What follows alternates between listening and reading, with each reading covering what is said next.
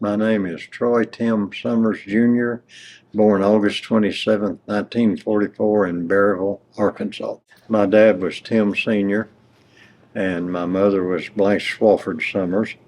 And my dad had a rural mail route and met my mother as he was delivering mail way out in the northern part of Carroll County, almost in Missouri. They were farmers and hardworking people. My dad retired from craft after 30-something years, and my mother worked at a garment factory and mainly tried to raise three wild boys. My brothers, both older than me, and they were my heroes, and we would take off in the morning and be gone all day doing something. And nobody checked on us, nobody worried about us. We might go a couple of miles in any direction. We just had total freedom.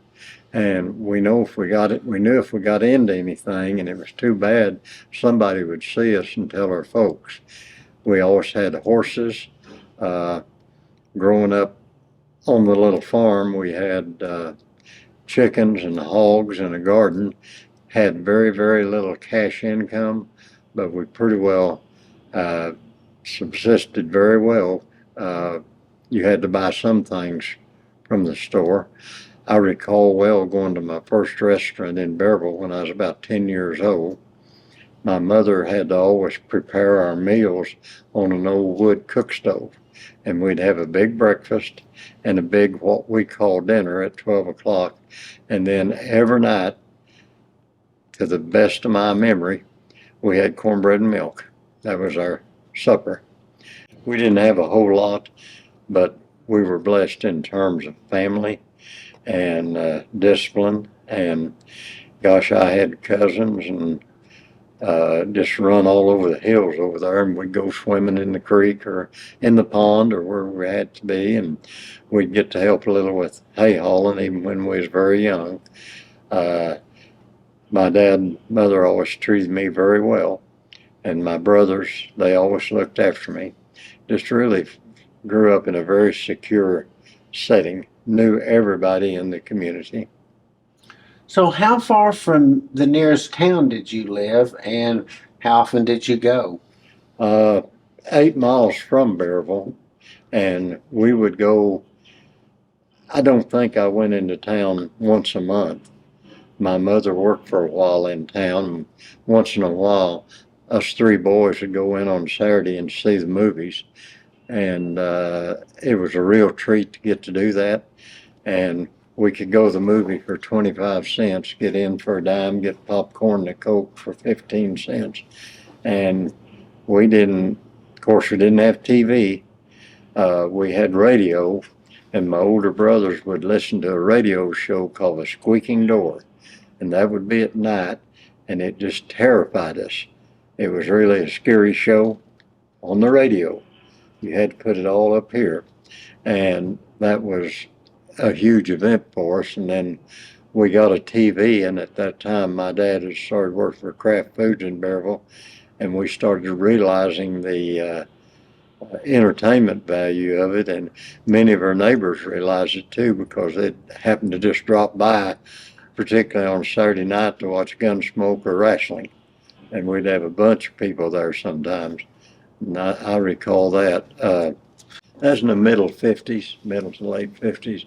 And again, I never knew anybody back then had been divorced. I didn't know anybody that drank.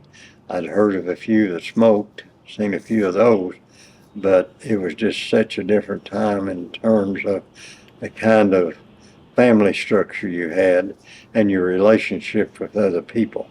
And when I went to work at the bank in Berryville in late 63, I would see the number of craft milk checks that come in, and there would be just people from all over the county that sold a few cans of milk. And that was really the only cash income. The chicken business started growing about then. There were turkeys, and I can remember in the late 50s sleeping on a trailer outside with my uncle who ranged turkeys. They'd put them out in a big pasture or wooded area and have fences around it, but they ranged them instead of being in turkey houses. And that was an experience because there's usually varmints trying to get them, hawks or whatever. And we'd stay out there at night with shotgun. And I don't remember much about it other than we slept on the trailer. And I might have done it one night or 3 or 5, I'm not sure. But that wasn't unusual for people to range. And then when you caught them, every man and boy in the community would come help, and it's usually on a Sunday afternoon. And there was a big poultry processing plant in Bearville called Oklahoma Foods. Now Tyson's has it. But we'd get to work 2 or 3 hours, even us young boys, and we'd catch those turkeys and put one between each and put them up. And we'd get $1 an hour, so we'd get a check for $2 or $3. And we thought we were doing pretty well. We was ready to go to town. But there just wasn't any cash income coming in at all.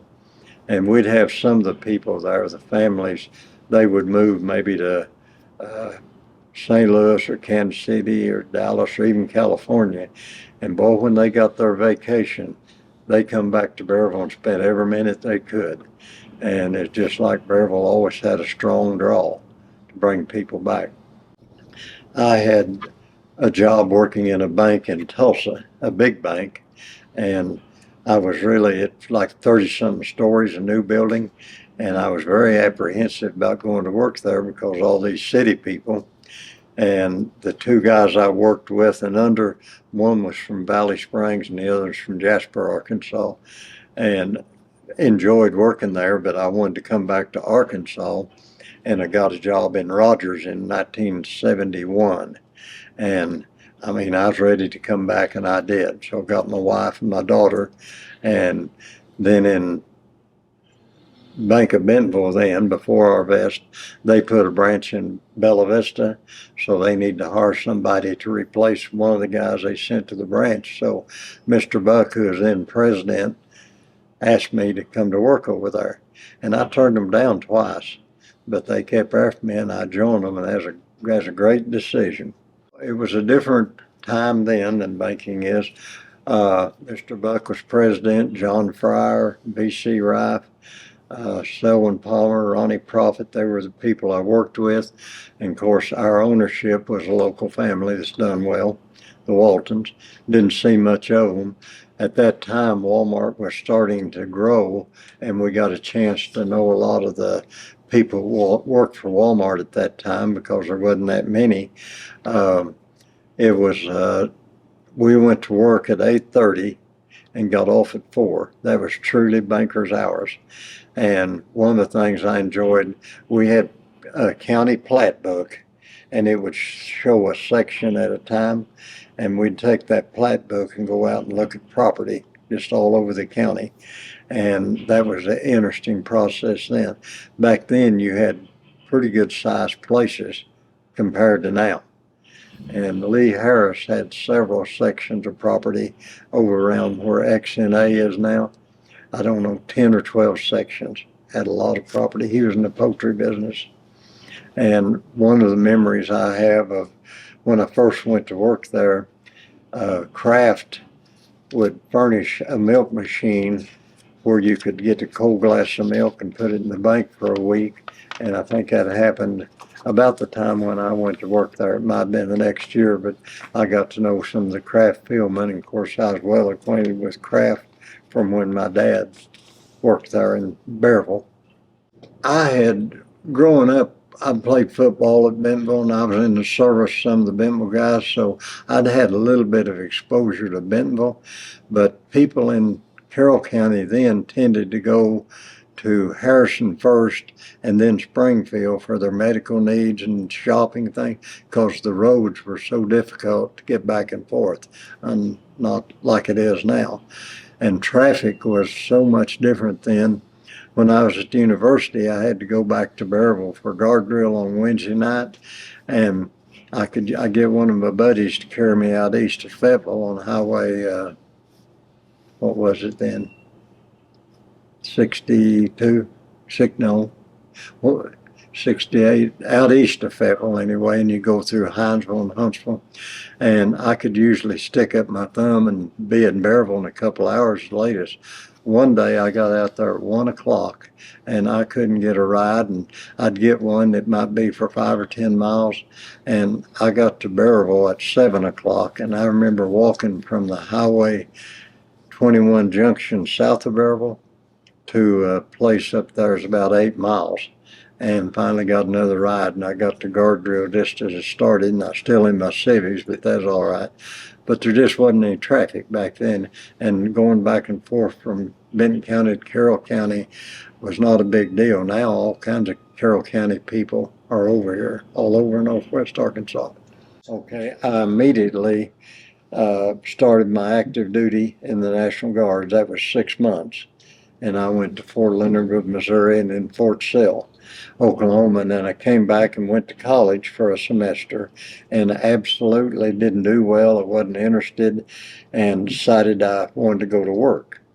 One of the guys in the Guards worked for Arkansas Western Gas, and he said, I can get you a job in Bentonville if you want to start tomorrow. I talked to my dad about it, and he said, no, you need to finish college this year anyway. So I was home on guard drill, and there used to be a local eatery in Bearville called Check's Hamburgers, and I went in there to get me a hamburger, and the president of the bank was sitting there, or I was sitting there, and he sat next to me, and I knew his daughter from school, and he said, what's going on? We talked, and he said, what are your plans? And I said, well, I'm looking for a job. I'm not going to go to college. He said, well, come over and talk to us at the bank. And so I went over there with him. Next thing I knew, I was a banker. Now, that's back when we did bookkeeping. It was very, you entered stuff and wasn't any automation of any kind. And I worked there for a while, and then I felt like I could do something better, and I got a job at School of the Ozarks in Branson, and I got married. We lived in Branson for a year, and it was a time when Branson would get busy on Memorial Day, and when Labor Day come, it pretty well shut down. It was the deadest place in the world back then in the winter. Of course, that's changed. Then I got a job in Benton, Arkansas, west of Little Rock, and I worked in the bank there for 3 years, and then I decided I needed to move up, and I went to the bank in Tulsa, and I was there for 3 years, and then I got a chance to work at Farmers and Merchants Bank in Rogers. Then I came to Bentonville. What was Rogers like when you It took was the job? it was Rogers was very settled. You didn't have all the new people coming in like you have now. There was another bank in town.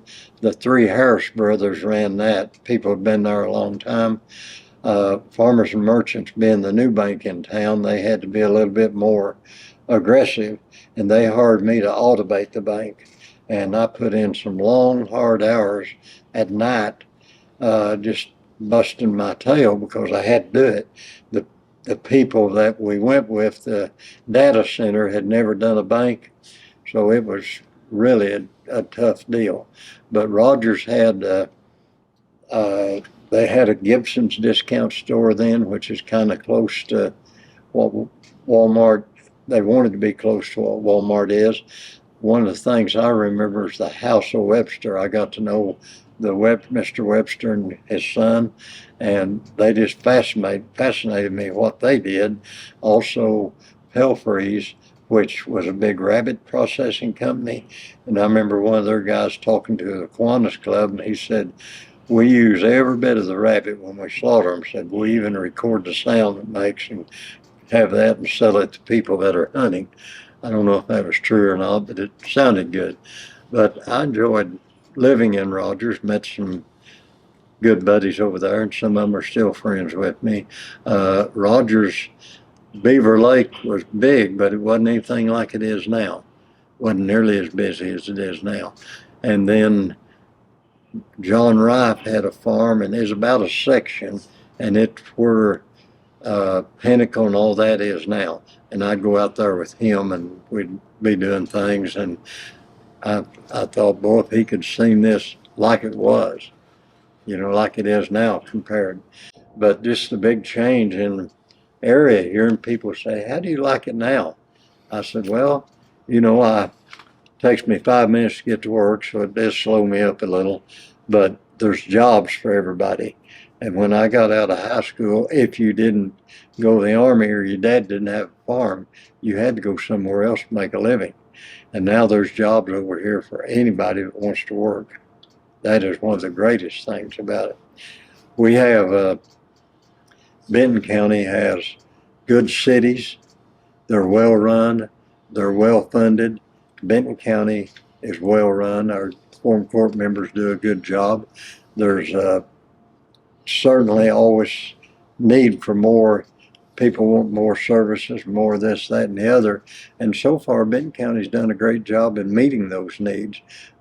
Sheriff's Department, the rural fire departments, they went into the rural ambulances a few years ago, which I didn't think they'd ever do, and made that successful.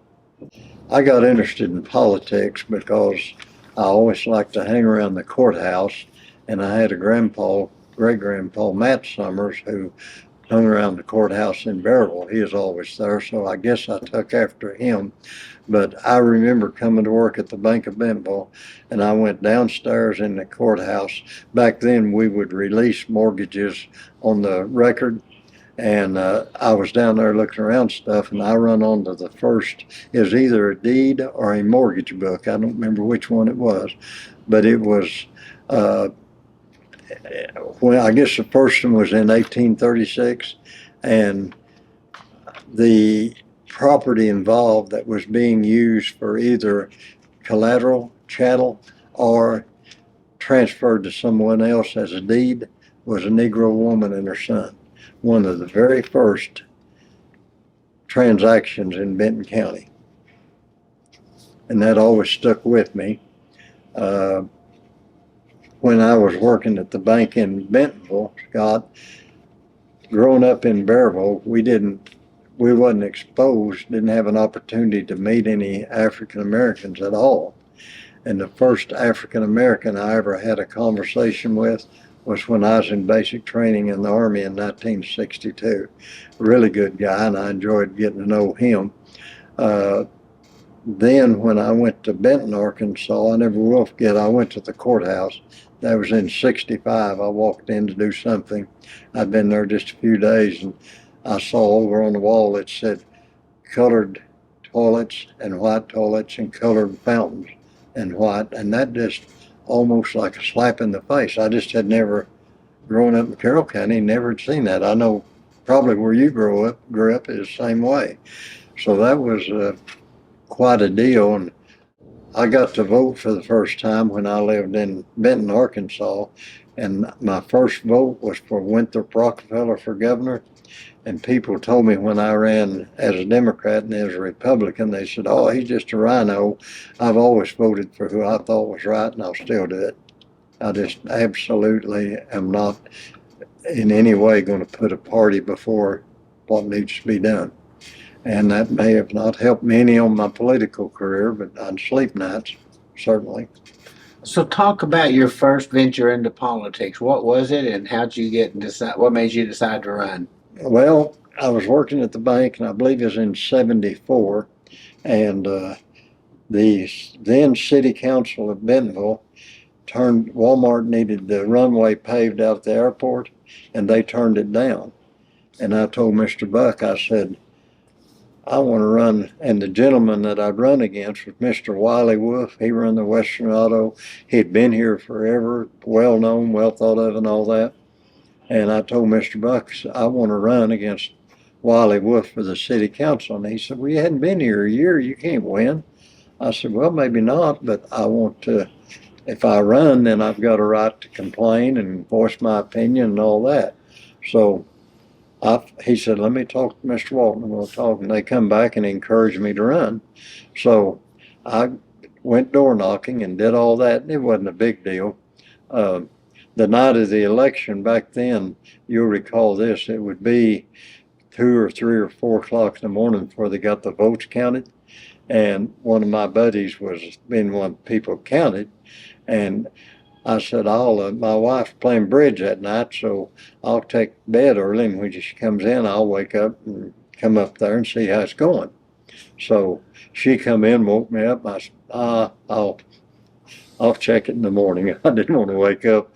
So next morning I got up about 5:30 or 6, and I was trying to find out on the radio, and I believe KMO was probably the only station we had then. I'm not sure. But I was trying to find out, and my phone rang. And this is Mr. Wolf. He said, well, congratulations. And I said, you mean I won? I bet he thought, you young, smart aleck. But I won.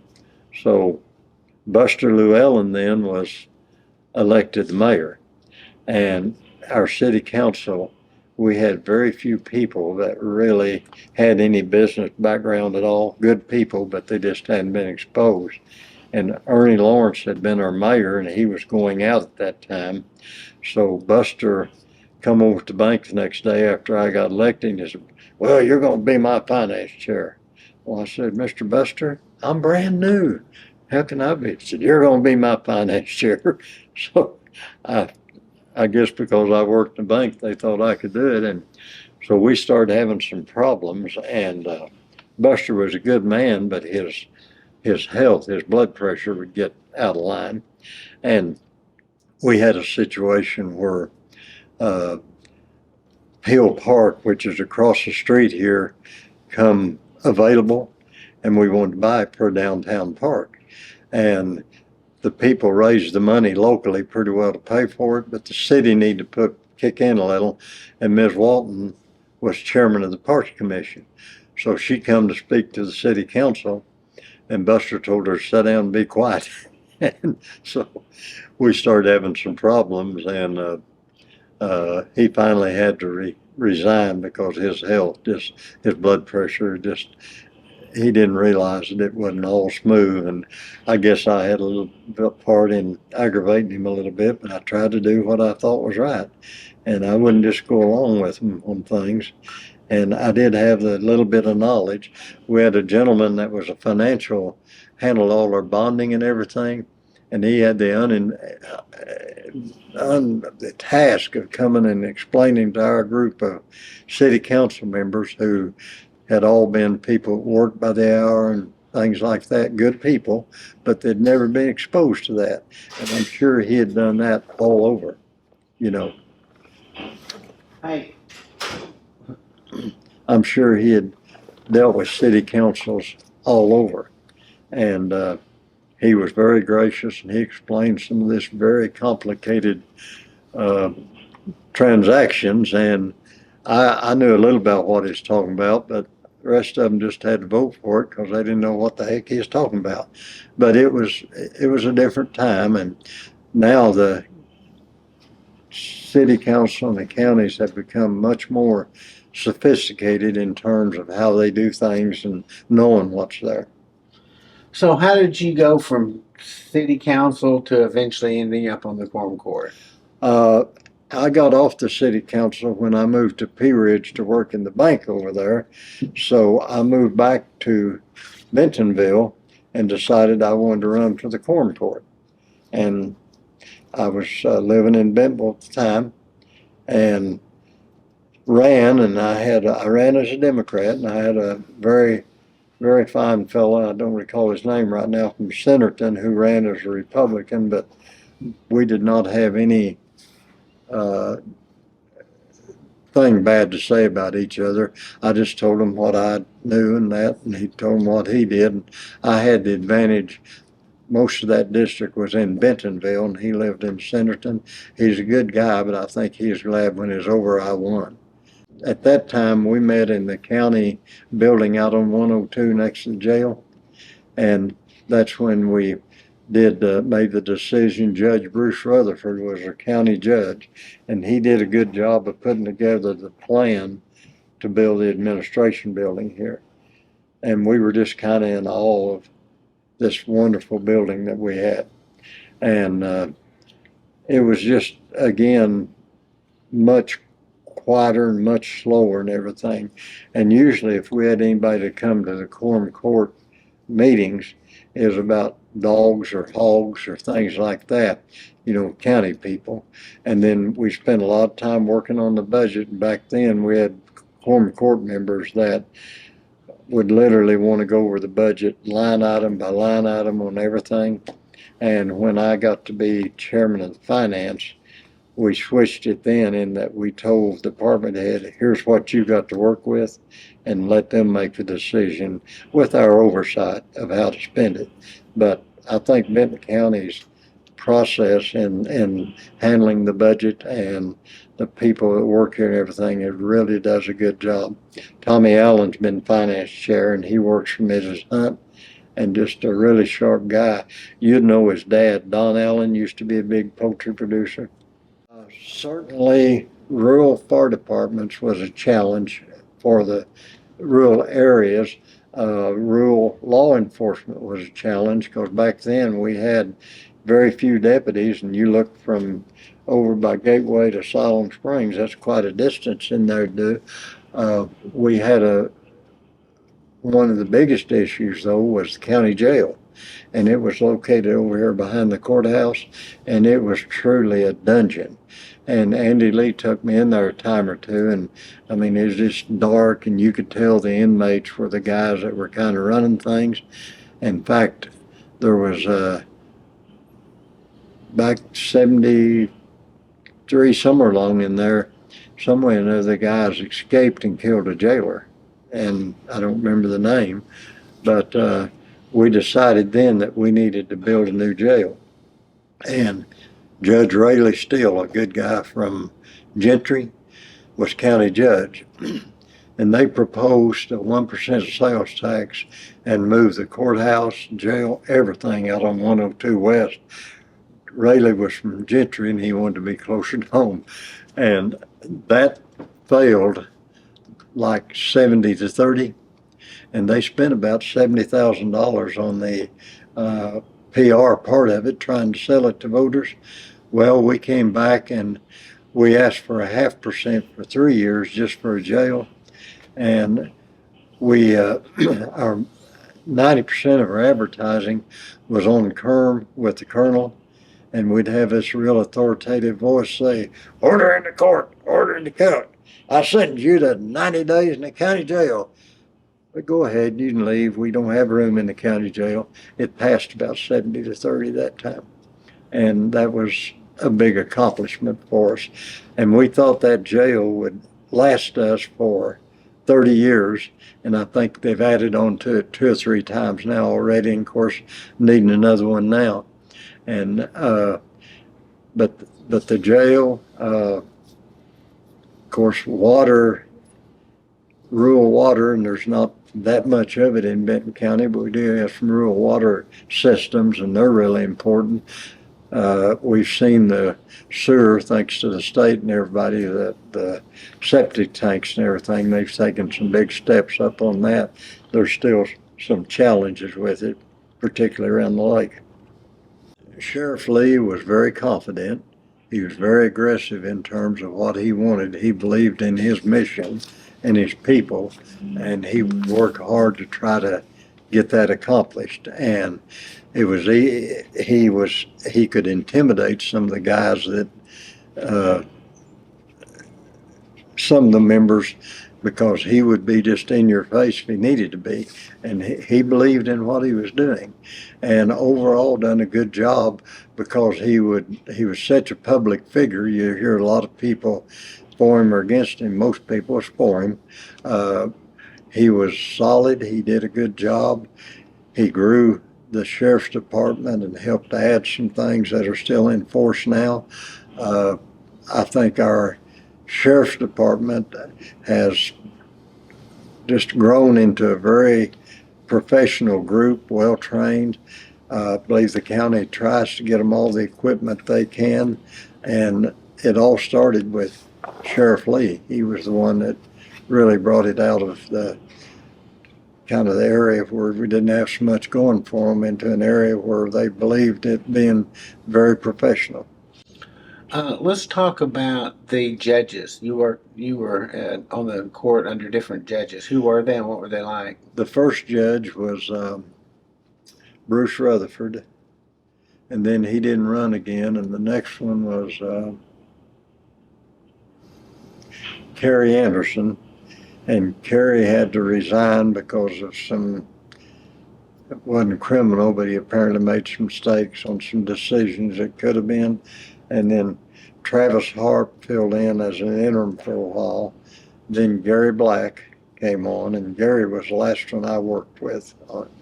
And Gary was a Bentonville guy that just had a heart for the county and Bentonville and would do anything. Gary was a good county judge, and all of them tried hard. Clyde Cummings was judge for a while, and when he was judge, Andy was sheriff, and those two guys did not get along really well. And one Saturday, I got them to come into my office, and I said, "Guys, you're hurting. You all need to get along. I want you to make an agreement. You're not going to talk about each other in the paper." Well, they agreed, and Tuesday, Judge Cummings blasted Andy. And I mean, he was trying to do what he thought was best. He's a retired naval officer and all that. But, and I'm not saying this in regard to any one particular person, but particularly on the Quorum Court and City Council and Legislature, when people get a little power, watch out. Mary Baggett, who was a Democrat at that time, was a hard-working JP, and she had the advantage of being close here, and she knew a lot about the county and the city and all that. We had, there was an older gentleman from Rogers who I believe is deceased now, named Earl Femer, and Earl was one that wanted to go over the budget pencil by pencil, so he and I didn't always agree on things. We had there was a lady from Rogers, Marge Wolf, who serves on the Bentonville or Rogers City Council and has for a number of years. She was certainly good. Dan Douglas, who served in the legislature a couple of terms, he was on the Quorum Court. And what's important on the Quorum Court is to have representatives of the rural areas that are experienced in farming and other things, because the city, you elect people from the city, they don't really have a feel for what goes on out in the rural part of it. Tom Allen, who's the current finance chair, he did not run again. Kurt Moore was always just very solid and was there.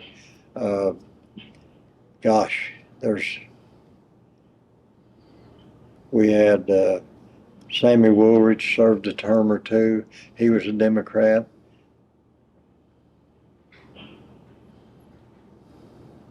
We were not a real contentious bunch. We 99% of the time agreed on everything. If memory served me correct, when I first went on the council, we had 3 Democrats. Then there was, I believe there were just 11 then, 11 Quorum Court members. And then it went up in a few years to 13 and now 15. But it was never, and I've been to a lot of meetings, I still go to meetings, I never heard anything. Of course, now everybody's Republican, but I never heard anything that was argued because of the left or the right on it at all. We've had so many people move in, and there's such a, currently there's some people have so many challenges, and there's not many places they can lash out at why am I in this situation. And particularly the people that have always lived in Benton County and Bentonville Rogers, our older people never had a chance to work for good jobs that had good retirement and things like that. And like my mother and dad, they had a little money because they'd scrimped and saved all their lives. Now people here, they've got value in their properties, but if they sell their properties to take the gain, they can't afford to buy anything back on it. And it's really a challenge for them. But what I hate to see about whether it's Benton County or Arkansas or the nation is the lack of ability to get along and work together. And again, my memory tells me this, I hope I'm right. John Paul Hammersmith beat Judge Trimble from Bearville back in the 60s. And when he went to Washington as the first Republican from Arkansas, Senator McClellan, Senator Fulbright, and Representative Wilbur Mills, strong people in Congress, they called John Paul in and met with him, and they said, here's what we need help on, need you to support for Arkansas. Now, would that happen now? And it's just, I just miss the civil part of it. I don't feel like you have to name call, and I think people ought to run on what they offer, not attack the other guy. I decided after 14 years on the court I wanted to experience a state office and didn't know a lot about it, but I ran and was successful in my campaign. I worked hard, and I think I got 53% of the vote against a very nice lady, Miss Bozeman. And I didn't know if I'd have a chance, but some way or another, I knew a lot of people around here, and that didn't hurt me. I went down there with the idea that because I've been on the Quorum Court and the City Council, that I could really bring something to the table. And I remember being there the first 2 or 3 days, and I was talking to these young guys in their late 20s, early 30s, and they'd be saying, I want to carry 20 bills, and I want to carry 30 bills, and all that. I had no idea of any bill I wanted to carry when I went down there. I wanted to learn, and I wanted to do a good job, and I wanted to support Arkansas and Benton County and Bentonville. And that wasn't necessarily the deal. We had a chairman of one of our committees, and you'll understand this, being a press guy, we'd have these committee meetings, and he'd say, now, everything's been said, but not everybody's got to say it, because every one of them had to get up and talk about what they thought, say get their name in the paper or whatever. And one of the most embarrassing situations, the gentleman that was superintendent of schools in Pea Ridge at the time, Rick Neal, very sharp guy, they had a new business academy at Pea Ridge schools, so they wanted to invite him down to speak to the education committee. Well, they put him last on the agenda, and by the time he got up to speak, about 7 members were still there. The legislature has a bad habit of signing in whether they're doing anything or not, getting paid. It was very interesting to learn about the Capitol. I'd never been in the Capitol before I got elected, and what a grand building it is. Governor Beebe was governor then, and he did a great job. I served under him both terms. When I ran for the Senate, my consultant told me, he said, maybe you shouldn't say that Governor Beebe had done a good job. And I said, well, he did. Most governors, when they get in there, they'll come from here to here toward the middle. And I had voted for the cigarette tax. I was one of 4 Republicans that did. And when I voted for it, the minority leader was minority then, Republicans. He said, that's going to get you beat. I said, no, nobody can beat Tim Summers.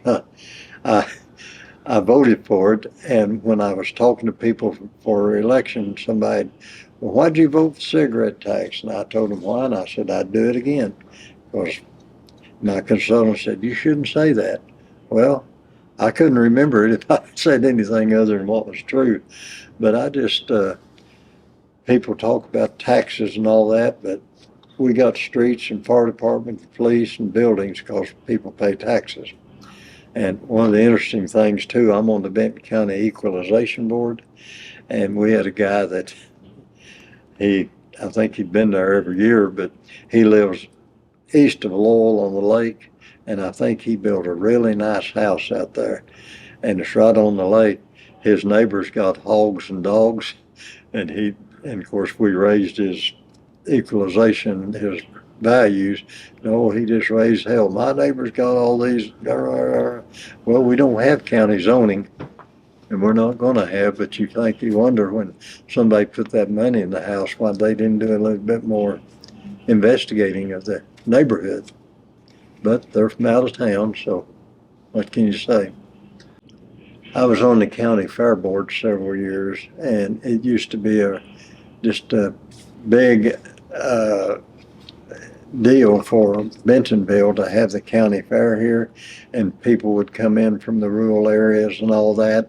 You go down there and you'd see your bank customers that had cattle and hogs and goats and things like that, and the kids just loved the county fair. And I would work a booth down there sometimes, and it was probably one of the more enjoyable things that went on down the year. The county fair, I think, has come back pretty strong since it moved, but that's something that I miss. The property was very valuable right here in the middle of the town. The Bentonville was just such a nice, tranquil place for a number of years, and you knew everybody. You'd go to a party and you'd see pretty well everybody there, that I know Ms. Walton used to run the beer keg, things like that. And people just, they come in town now and they'll say, have you ever seen a Walton? And the interesting thing is that I was working in the museum yesterday. I told you I worked over there. Yeah. And Alice came in, and I hadn't seen her there before, but I know her well enough. And we chatted a moment, and she had some ice cream on it and everything. Well, some people was around there, and they heard me talking to her and figured out who it was. And they wanted to get their picture made with her and everything. Very gracious. And it's just their influence here and the grandson's influence. It's probably going a different direction than, my old laid back ways ago, but this is turning into a real busy place, particularly for younger people. And sometimes I could never go back to Bearville or anything like that, but sometimes, you wish it was a little slower. Certainly the Waltons influence through Walmart and through their own giving to our community, our county, our state is just unbelievable. People come in to the Walmart Museum where I work, and they'll talk about, gosh, y'all have got such a nice town here. We love your little town. We love your area. We love Benton County, Northwest Arkansas. And they have got so much involvement in things, but on top of that, they're just really people of good character. And people might not agree. They might say, well, we don't want all these bicycles or whatever, but absolutely the one thing is there's jobs here for young people. And if you don't have a job in Bentonville, it's because you're not looking at them very hard. In Benton County, in Northwest Arkansas. And they have a big part to do with that. The first industry that moved here from the Rust Belt was Daisy Air Rifle in the 50s. They moved from Flint, Michigan to Rogers.